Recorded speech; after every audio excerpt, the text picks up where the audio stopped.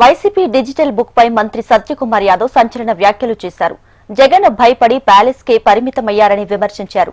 ప్రజాస్వామ్యంపై ఏమాత్రం సంబంధం లేకుండా రాజకీయ లబ్ధి కోసం దండయాత్ర చేయడం వైసీపీ నైజమని ఆరోపించారు. అవాంఛనీయ ఘటనలకు పాల్పడటమే జగన్ వ్యక్తిత్వమని మండిపడ్డారు. ప్రజలు ఓట్లు వేయలేదు కాబట్టి బెదిరింపు ధోరణికి తీసుకెళ్తున్నారని చెప్పారు. ఇక వైసీపీకి మానసిక పరిస్థితి బాగాలేదని ఎద్దేవా చేశారు.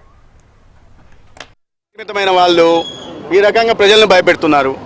ఒకవైపు దండయాత్రలు చేస్తూ ఎక్కడికంటే అక్కడికి ప్రజా సమస్యలను పట్టించుకోకుండా రాజకీయ లబ్ధి కోసం దండయాత్రలు చేయడం, ఆ క్రమంలో పోయిన ప్రతి చోట దాడులు చేయడం, తలకాయలను కొన్ని చోట్ల మామిడికాయలను దొక్కించడం, కార్లతో కొన్ని చోట్ల తలకాయలను దొక్కించడం చేస్తున్న ఒక విష సంస్కృతికి అలవర్చుకున్న ఒక పార్టీ బెదిరిస్తే ప్రజలు బెదిరిపోయే వాళ్ళు లేరు. వాళ్ళు ఎవరిని బెదిరిస్తున్నారు? ప్రజల్ని బెదిరిస్తున్నారు. మీరు మాకు ఓట్లు వేయలేదు కాబట్టి మేము మళ్ళీ అధికారంలోకి వస్తే మీ అంతు చూస్తాం.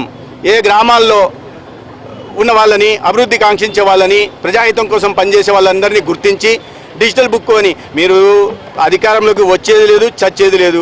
ఊరికే ప్యాలెస్లలో కూర్చొని కలలు గంట బెదిరిస్తామంటే ఇప్పటికే ప్రజలు మీకు చాలా లాగి పెట్టి చెంపదెబ్బ కొట్టి గుణపాఠం నేర్పారు.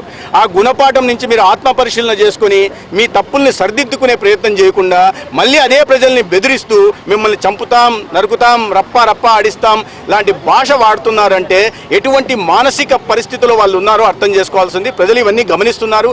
ఇటువంటి వారిని మొన్న 11 సీట్లకు పరిమితం చేశారు. రాబోయే రోజుల్లో రాజకీయంగా భూస్థాపితం చేస్తారు.